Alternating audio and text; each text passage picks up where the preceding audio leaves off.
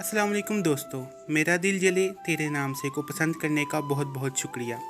आज मैं कहानी का बाकिया हिस्सा बताने जा रहा हूँ, लेकिन इससे पहले मेरे चैनल कहानियों के काफ़िले को सब्सक्राइब करें, लाइक करें और शेयर करें। सलमान की शादी की तमाम तैयारियां नीलम ने खुद की थीं। बहुत ही धूमधाम से सलमान और सोनिया की शादी हुई।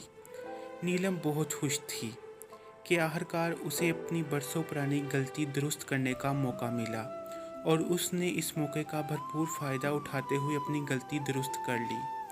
शादी की सारी रस्में बहुत शान और शौकत से अपने अंजाम तक पहुंची। नीलम की ज़िद पर सलमान सोनिया को दुबई ले जाने के लिए तैयार हो गया, क्योंकि नीलम चाहती थी कि शादी के बाद सलमान सोनिया के साथ कुछ टाइम अकेले स्पेंड करे। इसलिए उसने फैसला किया था कि शादी के बाद वो सोनिया को दुबई लेकर जाएगा। आज सलमान और सोनिया की फ़्लाइट थी। सलमान अपना सामान पैक कर रहा था कि नीलम कमरे में आई और बोली, बरसों पहले जो कुछ हुआ उसकी ज़िम्मेदार नीलम कमरे में आई और बोली, बरसों पहले जो कुछ हुआ उसकी ज़िम्मेदार सोनिया नहीं थी भैया। फिर भी उसे सज़ा काटनी पड़ी। आपने उससे शादी करके मेरे दिल का बोझ कम कर दिया है। बस मेरी एक इल्तिजा है कि आप सोनिया को दुनिया की सारी खुशियाँ देना जिसकी वो हकदार है। मैं तुम्हें कभी शिकायत का मौका नहीं दूंगा, सलमान ने कहा। तभी सोनिया कमरे में आई।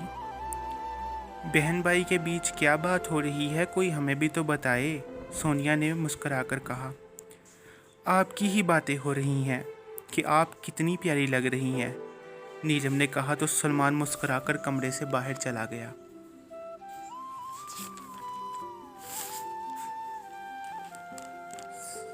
सोनिया नीलम के पास आई और बोली, नीलम, मैंने आज तक तुमको अपनी दोस्त कम और बहन ज़्यादा माना है। जब फयाज़ ने तुम्हें धोखा दिया तो मैंने उसे मिलना छोड़ दिया, उसकी शक्ल तक नहीं देखी। मैं तुम्हें आज भी अपनी नंद से ज़्यादा अपनी बहन मानती हूँ। तुम्हें एक नसीहत करना चाहती हूँ कि इंसान वही कामयाब होता है जो अपने माजी के तजर्बात से सीखता है और दोबारा वो गलती नहीं करता। सोनिया ने नीलम के गाल पर हाथ रखा और मज़ीद कहा, मैं नहीं चाहती कि तुम एक दफ़ा फिर उसी पत्थर से टकराओ। तभी सलमान कमरे में आया और बोला कि फ़्लाइट का टाइम हो रहा है, हमें निकलना होगा।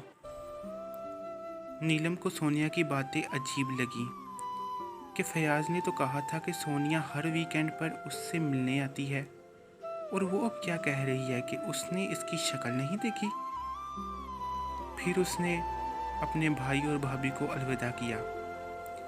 आज 1 माह के बाद नीलम ऑफिस में आई तो कॉलेज की खैर खबर लेने लगी।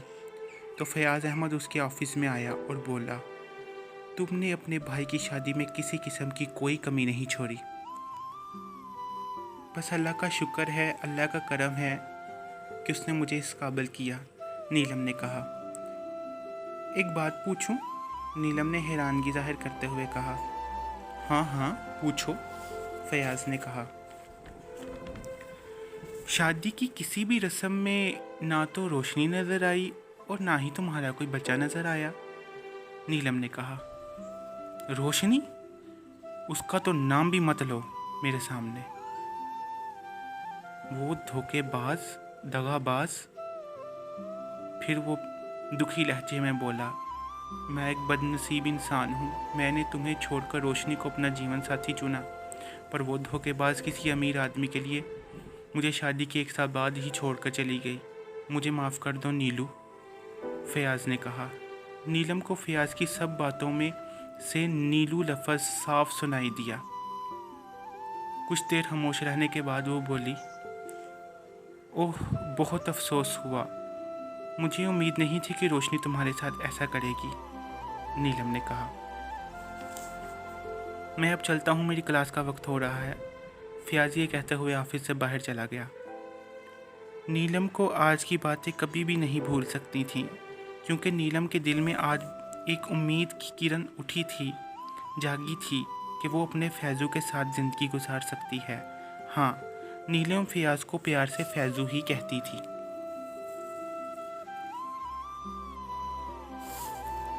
उस शाम को वो घर आई तो बहुत खुश थी कि अब वो उसके साथ रहने के ख्वाब बुन सकती है, क्योंकि रोशनी तो कब की उसे छोड़कर चली गई है। अब सर्दी जा रही थी और बहार की आमद थी। फरवरी का महीना अपने इख्तिताम को था, तो हर तरफ ठंडी ठंडी हवाएं चल रही थीं। नीलम फिर से खिड़की के पास खड़ी हो गई और अपने दोनों बाजू खोलकर हवा के झोंके को महसूस करने लगी और माजी की हसीन यादों के सफ़र पर चल पड़ी। नीलम, फयाज, सुलेमान और सोनिया बचपन से एक दूसरे के दोस्त थे। वो एक ही मोहल्ले में रहते थे। सलमान सोनिया से मोहब्बत करता था और नीलम फयाज से मोहब्बत करती थी। वो बचपन में एक दूसरे के साथ खेलते और एक दूसरे के घरों में आते जाते थे। नीलम और फयाज एक ही क्लास में पढ़ते थे। फयाज बचपन से ही खुदगर्ज था। वो अपनी की हुई शरारत अक्सर नीलम के नाम लगाकर उसे डांट पड़वा देता था। जब ज़रूरत होती तो वो नीलम का फ़ायदा उठा लेता, चाहे वो क्लास में उसकी पेंसिल लेने की बात हो या टेस्ट में नकल करने की। एक दफ़ा फयाज नीलम से नकल कर रहा था तो टीचर के पूछने पर उसने नीलम का नाम लगा दिया कि वो उसकी नकल कर रही थी। नीलम उसकी मोहब्बत में हर बार डांट चुपचाप सह जाती थी। पहली क्लास से लेकर ग्रेजुएशन तक नीलम और फयाज एक साथ पढ़े, लेकिन मास्टर्स में नीलम एमए इंग्लिश करना चाहती थी और फयाज एमएससी मैथमेटिक्स करना चाहता था। एक ही यूनिवर्सिटी में उन दोनों के एडमिशन हो गए, पर उनके कैंपसेस अलग अलग थे। फयाज नीलम से प्यार करता था और नीलम तो पागलों की हद तक उससे मोहब्बत करती थी। मोहब्बत की सारी हदें पार करना चाहती थी, लेकिन फयाज पहले पढ़कर जॉब करना चाहता था और उसे आगे पढ़ने का बहुत शौक़ था। सब कुछ ठीक चल रहा था, लेकिन एमए की फर्स्ट डे क्लास में रोशनी यूनिवर्सिटी में आई।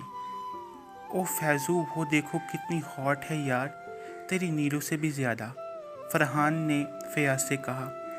फयाज ने रोशनी को देखा तो उसे पहली नज़र वाला प्यार हो गया। रोशनी चलते हुए फयाज और फरहान के पास आई और फयाज से बोली, एक्सक्यूज़ मी। जी जी, फयाज ने कहा।